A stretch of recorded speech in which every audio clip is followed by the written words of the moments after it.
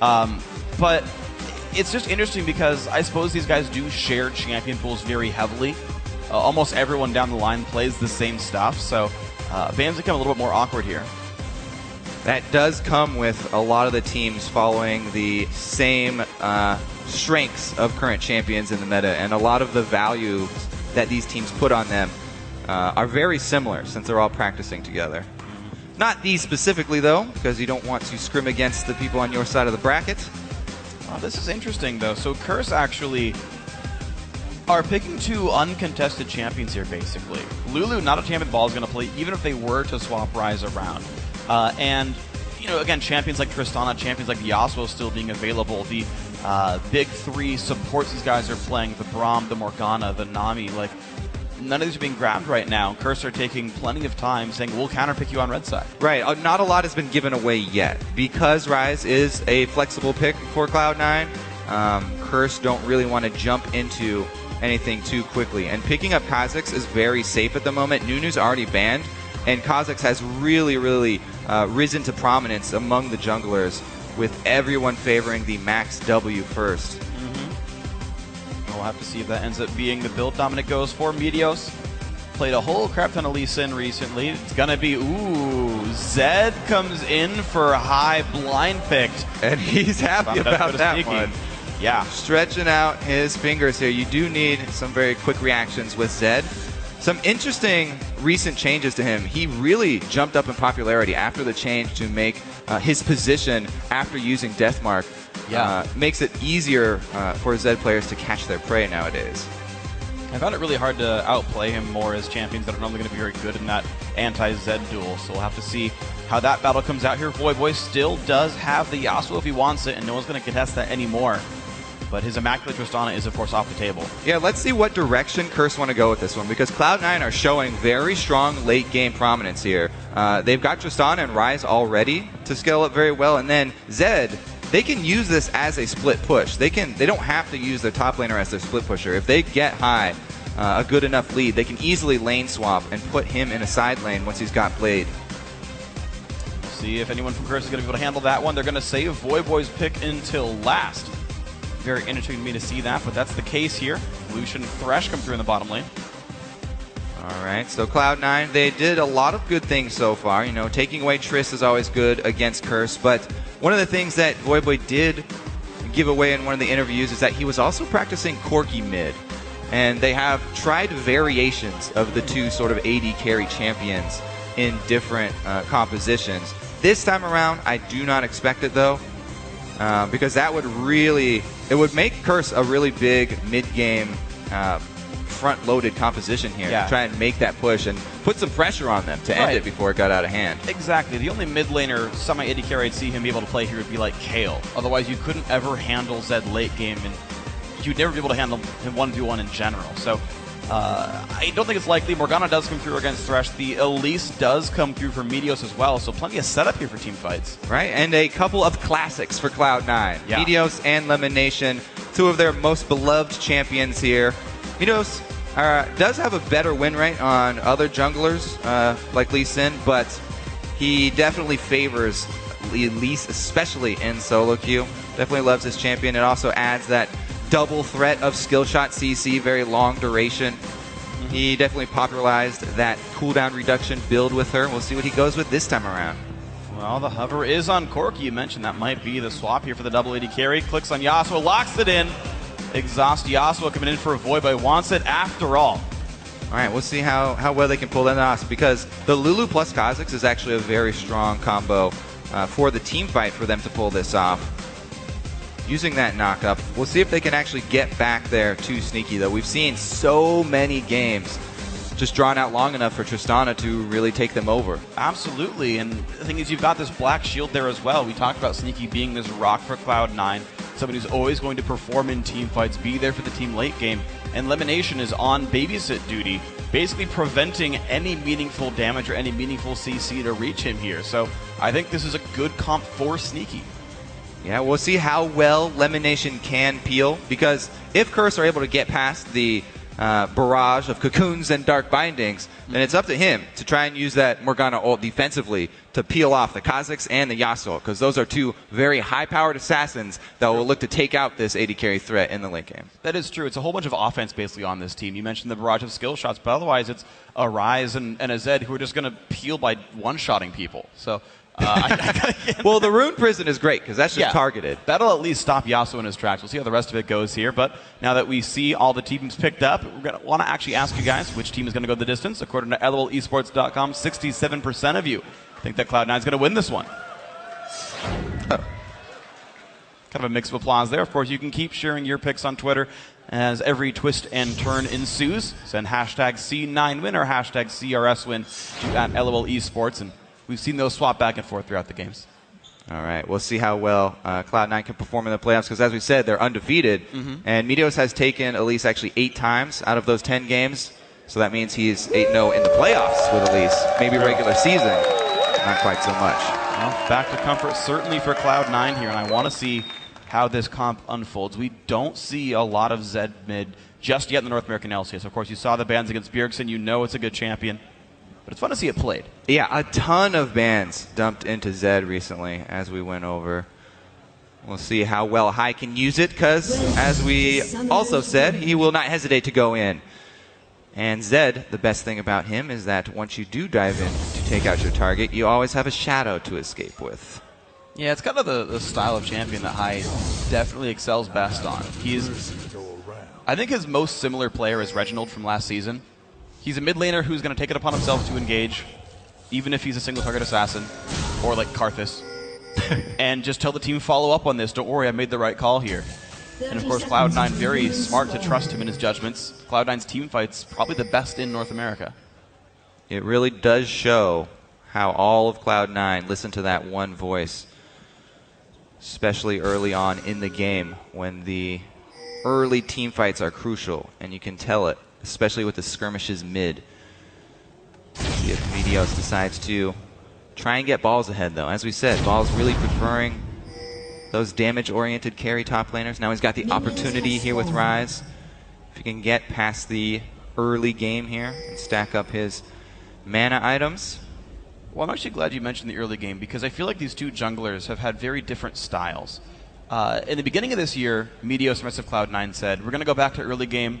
We're going to try to pressure early on. That's how the good teams are winning over in Asia. So we're going to try this style again. But since then, Meteos has played a much slower early game. I believe he has the highest CS at 10 of all junglers in North American LCS. He's back to farming the jungle, back when they joined the league in 2013. Whereas Dominate has one of the highest participations in the game, has incredible first blood stats, and Dominate does everything early on. Yeah, we do always like to go over the first blood stats for Curse. But, you know, the Meteos, the trade-off there is, yes, he does get a lot more farm, and he does get a lot more gold, actually, still, than other junglers, but it does cost him in kill participation for the team as well. Cloud9 do have a lot more split-up kills. All right, but we will have the lane swap, as everyone can see, in the double jungles. Starting off for Curse. Different style though for Cloud9 though. I think Balls is actually already dual laning with Lemonation down to this bot side here, so more farms coming into Cloud9 right now. They do want to try and babysit Balls here, make sure that he can farm well in the early game, try and get him past this hump. And he's not a bad partner to have in a duo lane either. He can trade extremely well early, and if you have the support of a good Morgana who will keep him safe from that Thresh, then he can actually trade freely, and starting off with that Mana Crystal definitely going to help out. You can see Trinket required to put in the brush. Special just says, respect this. Okay, Trinket's down, that's fine, I'll go back to my lane now. But the lane is pushing out right now, which is going to mean that Dominate and Quas are going to be unlocked to maybe gank these two Cloud9 members if they want to show bot lane. Well, there's an interesting early back here for Dominate, and he is heading top right now. He's probably going to try and shove this wave up to the turret to try and get that to reset. You mentioned the extra income for Cloud9 since they are farming all 3 lanes, whereas Curse kind of gave up that top lane. They don't want to let that continue. You need to at least match the early gold here. So a little bit of double jungle on the double golems, and we may see them try and shove that wave in. See what Cloud9 react to, though, since you see 2 people top. If they both show in lane, Does open up the possibility of extremely early dragons. Running with Elise, that's definitely an option. Alright, and they're going to try to break the freeze against Sneaky. Just note that at the time they come into this lane, it's basically 30 versus 16 in CS for the top lane and jungler combined. So a very obvious amount of gold going C9's way to start this one out. I think they did a great job of pushing the early duo lane here. Nice by Sneaky, I like that. Got every single freaking one. Gets some applause from the crowd. Good. He's missed literally one CS. It is something to note for Tristana, too. You know, great wave control, but then he also levels up explosive shot later and still gets all the CS. Not the easiest task to do. He's right up there with Cop. And Hai's having a decent time up here. He is being beat out by Voyboy a little bit, though. So Voy so far with the Yasuo. Now, Yasuo is the second most banned champion against Curse, behind Kassadin, that everyone was banning most of the year. So most people gave a lot of respect to Voy. Now let's see him prove why it was here. Well, yeah, he was one of the earliest North American mid laners to pick up the champion and really show results with it. So no surprise there. Zed, though, has a good chance against him. Interesting that Hai has gone with the Ignite here instead of Exhaust. When the Exhaust from Voyboy does go down on Hai, he will probably want to save one of his shadows to escape, either from the ult or W. That'll be a fun battle to watch. I've not seen this 1v1 very much. I do want to know how it actually pans out. It's going to be a whole lot of moving around really fast, and then someone's going to get one shot. So the possibilities for outplays are on both sides. I really do like that Voyboy has Exhaust in this matchup, though. Definitely gives him a good window to work with. So far we're just staying with our sort of newfound top and bot lanes there. Quas swaps back, he's 1v1ing Sneaky. That's going just fine. The dual lane of Coffee Special are pushing into the turret pretty nicely, getting good CS for themselves and pushing balls down a little bit here. So overall just kind of trading objectives. Dominate has not found his way in for any kills yet. You know, it's pretty funny how this game has started out, because classically the Curse team is the one who started the mid Tristana solo lane, but effectively Sneaky is a solo lane Tristana in the top lane. So Cloud9 are using solo lane Tristana against Curse by swapping their Ryze down bottom to deal with this duo lane here, and it's working out for them. It's going to create really interesting dynamics, because Sneaky's going to be able to outrange like everything Curse can do to him. I feel like it adds that extra weight on a Sneaky's shoulders that he's been able to so far handle. But it also means that Balls, he is a short-range champion. He's on Ryze. And if he doesn't get to power up and doesn't get to levels, he's actually quite killable. Well, having that support there definitely is the right time to support him, because he definitely wants to get his tier and his rod before he really starts going for aggressive trades. So he's doing a good job just last hitting down there under that turret, surviving. And the thing about solo lane Tristana and why it's so strong, and why Curse and Alliance both used it in the mid lane, a lot of it has to do with her mana-less shoving. She doesn't have to expend resources to shove.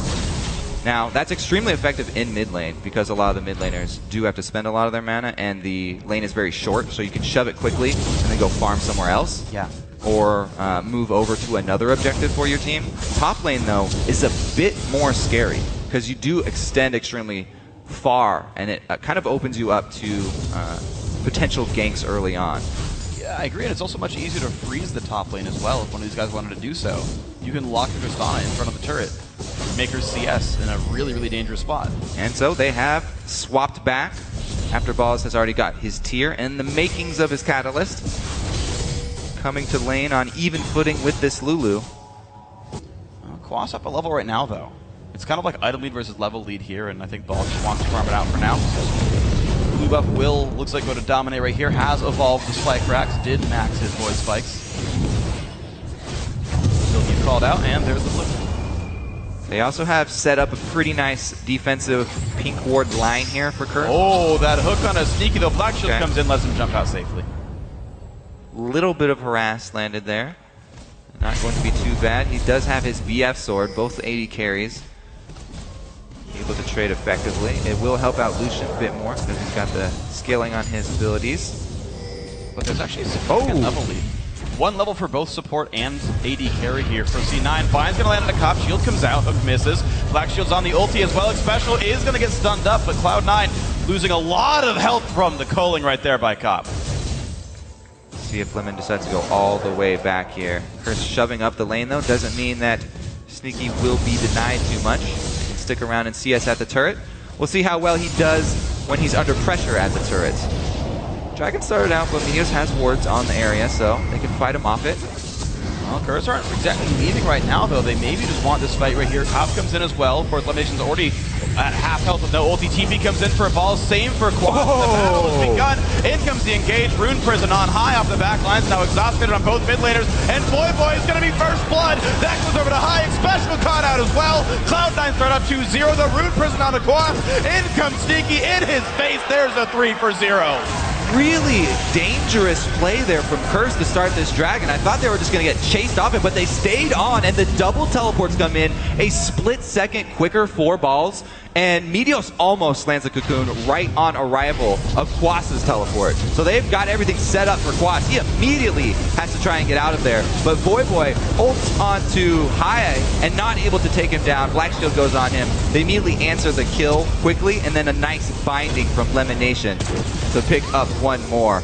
Good calculation there from Sneaky. Yeah. Using the ult, just enough damage left on his explosive shot active as well. Sometimes you can miscalculate those and look a little silly if you're on Lee Sin or Tristana. I do that too much. It's not a good habit. I can see it now, Freak. They just go across the wall and everything's fine. Oh, the crowd has remembered the top lane of C9's name. That's good. He's stacking up pretty effectively here. Yeah, he's doing just fine. 64 CS actually winning his lane now. And the thing is, despite the fact that it's, I actually don't want to say despite, it's a 3,000 gold lead, that's actually really relevant, but a lot of very great item power spikes just came in. High's got Brutalizer plus Cutlass versus not even a Shiv done yet for Void. Like, there's so much power on Cloud9 right now that they own this map. And there's one thing about Cloud9. Once they get an early lead like this, they don't sit on it. They press it extremely hard. You can see what Meteos has done with his build. Going into that Sightstone, they want to immediately get vision down in enemy territory because they have the advantage. They can take those early game fights, and that's how they bring small leads into much bigger leads in the mid game. They keep on forcing the issue, forcing their opponents to try and take fights while they are behind in items, using the small gold lead to open up bigger opportunities. And that's always been a good thing for Cloud9. They've been great as a reactive team. It's served them very well in North America, and they reacted perfectly to that Dragon fight. Won a 3-for-0, Dragon afterwards, and suddenly they're ahead by a whole lot. Dominate tries to make the play top lane, but Balls just playing safely until he's gotten, like, right as soon as the recall finishes, Balls is back top lane. He's got that sense, the top lane sense. When to go aggressive, when to push up. Now he's trying to shove the lane in. Dominate returning top side. Might just be going for a regular jungle clear though. Yeah, I don't know if there's really much for him to do right here though. Well, what I was thinking he might be going for is trying to defend that pink ward, but he's too late and Balls is going to take it out. Meteos simultaneously takes down the other one. So the entire line here of early pink wards they had set up in defense already taken down by Cloud9. Wow. And look at this as well. They've already gone into that jungle to control it as the red buff's going to respawn soon. Bot lane pushes up, basically can act as bait if they want to steal the buff away. It's really beautiful how Cloud9 jump on that vision control game as soon as they have the advantage to back it up. They ward up both sides of the enemy jungle, and they put 5 pink wards down. Every single member of Cloud9 purchasing their pink ward and laying them down. Oh, it's special out of nowhere. Hit by a binding, and down he goes. Yeah, nothing you can say there. Lemon probably just landed that binding out of the bush to grab the kill on Xpecial. Maxing that one first. 3 seconds, way too long to survive. Oh, only level 4, not quite there yet. 2.75, still too long to survive. 2.5, I forget which. You're right. 2.75. Uh-oh, high. All right. He's actually going to go in for this one against Void, but exhaust burn, but this is with a death mark on the way back. Dominic gets cocooned. Void still wants in, though. He's into the battle, high, low on health, but he jukes back up north. The kill goes to Meteos. Dominic doesn't land the Void spikes either. Look at that by High. High with the fancy footwork here. He does use the ultimate shadow to get away as the exhaust. Waits out the exhaust. Able to jump away from the all-in of these 2 assassins that we talked about, the Kha'Zix and Yasuo. Leave them standing there with just Meteos, who picks up the kill. Beautiful outplay in the mid-game skirmish. High and Meteos back to their old selves. Let's take a look here. Voyboy does go in, and Hai immediately, exhausted under turret, jumps out. So the entire duration of exhaust waits. A beautiful cocoon landed as well to buy time. And then Hai jumps back out of range of the missiles.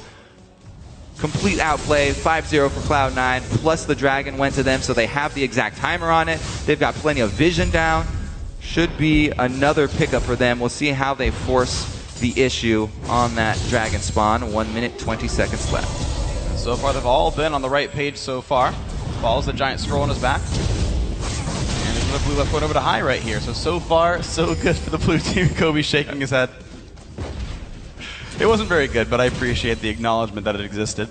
Sneaky and Elimination also doing wonderfully in this bot lane. 2 kills, the eye edge already done before 15 minutes. And what can you say except that Cloud9's been playing like the Cloud9 we expect in playoffs, where they win every time without dropping a map. And especially when their mid lane is doing good, because Hai is that voice for the team. You can see it in their calls. They're so confident. Because Hai has that personal confidence. He's doing well in his lane, the entire team is doing well, they have objective control, they have all the information that they need to make these calls. Immediately going to clear out wards. Meteos hates any sort of vision inside his jungle. Yeah. 2 for 1 right there, plenty of money earned. And what's impressive to me as well is just how incredibly good Hai is. Because you have players like Xiaowei Xiao who actually don't talk almost at all when they play. They solely focus on their individual playmaking, and he's obviously a great player on one-on-ones for that. You have players like Bjergsen who have to kind of balance the two, and Hai have to balance the two. Another binding. Individually, binding lands on a dominate though, and that's 1 kill picked up. Now Top is being chased down, the flash on in, dies to the death bar. A solo kill for Hai. The Cloud9 combo, binding into Flash Cocoon, lands there, no way he has even a chance to move. They even catch it up with another kill.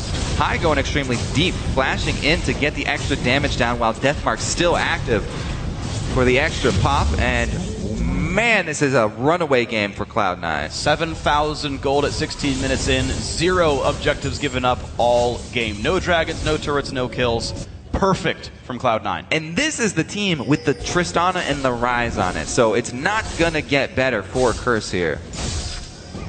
Nope. Looks like letting him get the Voyboy Yasuo is just fine. Hai Zed is amazing. It looks like everything else of the team still firing on all cylinders as well. Bottom lane tier 2, no under fire as well. Oddly enough, only one oh my gosh. The Fog of War binding nearly caught it special. They do back off after it though, but not before. Replacing another line of wards inside the jungle here. Elimination as well doing his part. The double sight stones in effect for Cloud9. It's actually very interesting the way they're sort of playing it. You mentioned the 5 pink wards that have gone down for C9. Most of their pink wards are defensive. It's largely like these are defensive line of wards. Our sight stones are the way we're going to go in and steal vision control from you guys in your jungle. And a big part of that is because it's so easy for them to defend those pink wards on their side. It's so hard for Curse in the early game when these pink wards were bought to venture into Cloud9 territory, since Cloud9 had the early lead. And you can use defensive pink wards to bait people in to more fights and more kills. Let's see how they snowball topside though. It's the last outer turret remaining. They just replaced 2 defensive pinks. Uh-oh, Hai does get hooked in. There's Quas. Lulu's in the mix. Hai's going to jump away as quickly as he can. Burns a Lulu ult for it. And now jumping onto a special. This is going to be a very, very dead Thresh. And off he goes. Hai now 3-0-3. 8-0 in kills. Cloud9 still crushing. Looks like they are going to collapse on top side. Red buff plus a turret for Cloud9 looks to be the issue here. Curse trying to answer though. They want to trade something back, so Cop shoves in mid. Immediately cleaned up by Sneaky though. Look at this, top lane outer now under fire as well. Cloud9 doing such a great job pushing. Oh wow, Quas, you're kind of alone right here. Flash engage from Lemon. Quas with absolutely nowhere to go. In comes the Shadow, in comes Ryze. Easy kill pickup for Balls right there. This is a massacre right now. 1 more kill to bring it to 10-0 for Cloud9. Clean sweep on turrets. So far, perfect game being played from them. Man, I was hoping we were going to get a series much like TSM versus LMQ, but this is more like TSM versus LMQ Game 5. Just start to finish, amazing play. Now, we have seen teams turn it around very heavily mid-series, and I don't want to count Curse out. Pretty early for that. Let's see what this teleport turns into. Oh, no bind. Quas is now in he the wants Elimination, has Black Shield on. Those going to break that. The Hex could be there. Good damage comes out. Elimination forced to burn exhaust, but here comes I Will Dominate. The good binding might just save his life. Dom will slow down high. Gets his shield on. Not in range for the Glitter Lance, though. Does High even want to be part of this? Yes, he does. Sneaky shows up. Nice knockup from Quas. The damage coming through. There's the pop. Sneaky gets one. Quas, one hit from dead. The shield keeps him alive, but it's 10-0 Cloud9. This is playoffs Cloud9. What a miraculous display of skill here. Perfect game still on the line for them. Balls is just by himself down there taking turrets. Rise is one of the slowest at taking turrets, but you know, he's been farming up CS, and that's pretty much all he wants. Solo lane CS. He'll take turrets as well. Yep, 150 CS still powering on up. I mean, there's still such amazing late game insurance on Cloud9. Like, they don't even have to play this aggressively, but they're such a darn good team they are because they can take those advantages and push farther and farther in the lead, not giving any room to Curse whatsoever. See what Curse's answer is. They have to think back to the very beginning of this game, already trying to come up with answers for game 2. Well, the early Dragon step 1, because that set a 30,000 gold lead. It really was catastrophic for them. I mean, they didn't really sweep it out, did they? They didn't have any pink ward. No. There was just a Cloud9 ward sitting in there, and they even showed all mid laners hung around and really committed to it. Oh, never mind. That mid lane is the last outer turret for Cloud9 to take. All right. There they go. I know, top lane threw it off. You always see 3 turrets and you're like, all right, outer ring is gone. Great. Nope. But that is Cloud9 now 10,000 gold up 20 minutes in. Absolutely massive by these guys. Have gone back and bought recently as well. So that money's actually all in items right here. Man, what does this do for your team's confidence though? Cloud9 have to be ecstatic right now. And Curse, they really can't lose their cool. It was something that we did see early in the season from Curse, where sometimes in games, they would play the games very close, and then they would have one little mistake that would snowball out of control, and then they would kind of lose control of the game from there. Yeah. They can't let this happen in a series, best of 5 series, just because one game they get destroyed early on. Shouldn't let it affect their confidence in game 2. You can't let it affect your gameplay. Ooh, Cop wants the battle. Oh! Sneaky takes him out. A Black Shield for support, and now the engage from High as well. He's going to grab it special cleanly. Jumps on back. Turret can't claim me. The elimination in the mix, though. He's going to lose some health. There's the knockup from Quas, and Lemon will go down. Finally a kill for Curse, but the mid-tier 2 is gone, and Balls now also in the mix. Boy forced to run away. 100 health left on him. That's an ulti coming across. Not going to be nearly enough, though. 13-1 for Cloud9. All right, I do need to add an addendum. It should affect your gameplay, because there are things you need to change from the first game. True. But you shouldn't let it get into your head. Surrender does come down. 22-minute surrender out of Curse. They put a kill on the scoreboard, so that's all we're playing for. Drop this one out, go for game 2. Now, it is a best of 5. There are adaptations to make, there are changes to make here. And you know there's still 2 games ahead. You can't be that happy yet as Cloud9. You've got to repeat the performance 2 more times. And we'll have to take a look at the PAX ban second time around, because as we said, these 2 teams are so interesting because they pride themselves on quickly picking up every single champion that has success anywhere in the world, so that they can use this as one of their tools. Both of these teams have so many options available. You can't ban all these out. Like we've seen Zed banned out so many games. Sure. It gets through in this one because there are so many other priorities for these guys. And that's the crazy thing as well. I mean, on one side, you can't even predict that High Zed was in the pool yet. He hadn't played it yet, to my knowledge, this split so far. But yeah, you're going to leave something else up if you ban the Zed. You're going to leave something else up if you ban the Rise. You're going to leave even more crazy things out for Cloud9. The Nidalee, the I believe Maokai banned out as well. Like all these important champions were waiting in the wings if you drop one of those bans here. So yes, I think there's much more still in the pool for C9, but you still have to adapt if you're Curse. They definitely need to dip into that playbook that is very deep, because the classic sort of Assassin's Dive with Yasuo here, not working out early. But again, comes down to early game plays. And the early Dragons have determined so many games.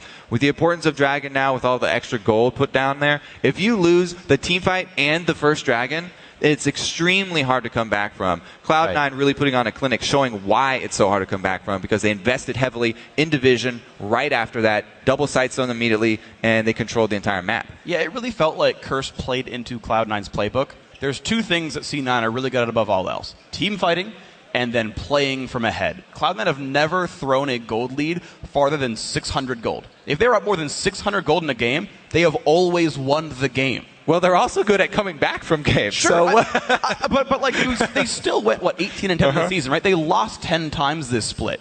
It wasn't from getting ahead 3,000 gold at 7 minutes, right? So basically what you're saying is they're good. Yes, Cloud9 are obviously incredible, but I think you don't give them those early game leads and the early team fight that they excel at so heavily. You play around the ganks. You play around the fact that Meteos is a farm-oriented jungler. You make your individual plays and play from a gold lead spiked out of your lanes. That's what it is to me here. But guys, please keep sending your highlights from today's action to us at LOL Esports on Twitter. Use the hashtag LCS Big Plays. We want to see what other awesome things come out by the end of the day. But to take us through C9's commanding start to the series, let's throw it over to the guys at the analyst desk. Thanks, Freak. An extraordinarily dominating win there by Cloud9. It looks like they're just as hungry as ever for yet another North American championship. I got some housekeeping to do really quick. Probably. I think C9's going to win this. Oh, man. What's your prediction? I got to throw that at him now. He got it in. He got it in there quick. That was already my prediction. This is unfair. I call him mulligan. I'm taking a mulligan on this one, boys. Cloud9. Yeah. Let's get into the game though, because we saw some new picks compared to the last series. We finally saw Zed get through, and he seemed to keep up with his skills on Zed as he used to be a Zed player, and he finally gets the chance to pull it out. He was super happy about that too. You could see him on the screen when he locked in. He's like, "All right, stretching his time fingers to do some Zed stuff." Yeah, because back in the day, that was his champion. It has a way of engage, a way of assassin, and it has a good lane presence. So it's basically like High's perfect champion. Not to mention, you only need 2-3 items on Zed to be effective. So the fact that he's not a supportive mid, but he kind of gives a lot of lane CS to his other teammates, actually really complements that playstyle. Yeah, and that was just a huge display of power, mobility, mechanics from High. And the fact that he's the shot caller of the team, he's the captain, he moved all around the map very early on. It was almost a perfect game from them too. And Zyrene, talk to me a little bit about the choice to go with the lane swap in this matchup. As we saw standard lanes across the board in the previous one, here we see the lane swap, but we had one team, Curse, choosing to go with the double jungle, while Cloud9 chose to throw their support and their top laner in the duo lane against the AD carry and support of Curse. Yeah, it was really interesting because they didn't give up too much dragon control by doing that, because then you could just stall it out, have Tristana run from top lane down there if the dragon was started at all. But they also had a gold generation item on Elimination's Morgana, and he took some CS for himself too. So they had about a 500 gold lead before that dragon fight even started that they did all show up too. So the lane swap was very intelligent by Cloud9 to do, and Sneaky is kind of the MVP of that team this split because he's been very consistent. So why not put some free farm on him where he doesn't have to go up in a matchup? You mentioned the dragon fight. I want to get into that as a replay because I think we're going to get pretty in-depth with it, as it was a huge turning point in the game and kind of where everything fell apart for Curse. So we're going to pull that up onto your screen here, and Prawley, take it away. Yeah, so this is Curse starting the dragon, and we can start rolling it. Right now, we watch Balls. He starts backing up to his turret because he wants to get that TP off. And Balls actually gets the early TP, which is very advantageous. And then we're going to freeze it right about now. So Quas responds immediately because he knows his team's already dedicated to Dragon and they need to do it. The problem with this is they have 4 people around the Dragon, and Quas is technically overextending, although he's not in there. So at this point, they need to either turn and help Quas, or they need to cut and run, and Quas needs to flash out, and they need to pick a new engage. But we can roll right now and notice that they do neither. They actually have Quas flash out, but they stay in the fight. And they actually have Voidway go in before they can relocate. And now they're already at a health disadvantage, and they use their Yasuo ult that got exhausted. So they basically are down 2 ultimates to start this fight. And at this point, it's just Cloud9 trying to clean up after they take damage from Dragon, so they're already weaker on Curse's side. Yeah, when you put yourself in that situation, I was thinking about the hypothetical there. Quas, he could have just stayed where he was because 3 people clumped up on him. They missed the cocoon. If he had ultied himself, it would have been a 3-man, possibly 4-man ultimate there for Yasuo, which he ended up only using on high. And you were talking about this, where you can't blow up a Zed unless everybody is on him because he just has so much mobility. He's very slippery at this part in the game because nobody's got burst potential. There we go.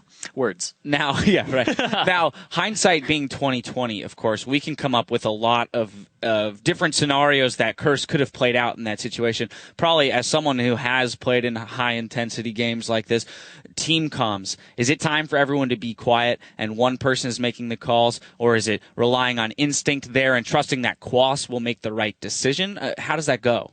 I'm not quite sure how Curse's voice comms go, or who's the shot caller for that. But in complexity side, if that's something that we happen to run upon, we'd notice West calling out he's TPing in, and then at that point it'd be either me or Kez yelling, "We need to help West," or "We need to run from this," or "We need to burn Dragon and then get out." So it's kind of like the second you see your teammate in a dangerous position, someone just has to yell out what to do, and no one questions it. Everyone has to follow it.